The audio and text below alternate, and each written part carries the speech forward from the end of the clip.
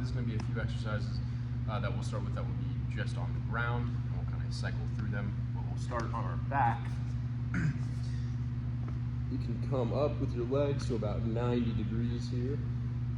Then I'm going to take my fists and place them in between my knees and then lightly squeeze my thighs together to keep that little bit of pressure on my fists. And then just head neutral, back relaxed on the floor. I'm going to kick my feet apart without separating my thighs. So from a slightly different angle, thighs together, kick the feet apart, back in. Okay. Next thing, we'll go prone. So I'll lay down face down. I'm gonna have my legs back behind me. We're gonna bring one leg just slightly out to the side. So maybe 45 degrees or so out to the side.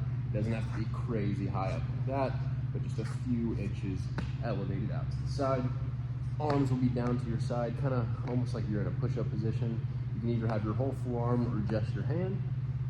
You can think about lightly squeezing your butt and pushing your hips into the floor, and then pressing your upper body up away from the ground. So you can see kind of bend into my spine a little bit here, but my hips aren't rising away from the floor.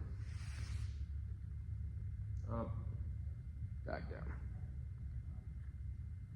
Okay, you can do both sides with the leg out to the side. And then we'll go to our side for the next position. I like to bring the bottom leg up to about 90 degrees. You could also just have your legs out to the side like this.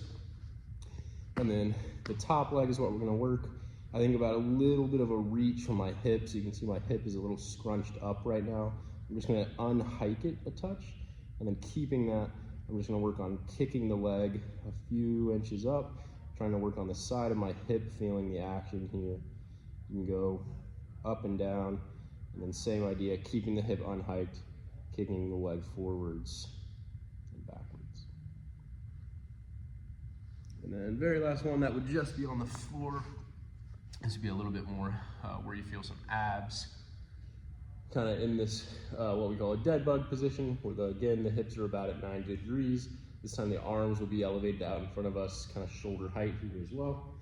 And kind of the final progression would be opposite arm, opposite leg will extend back. So if I go left leg, right arm, opposite arm and leg stays together, and then back.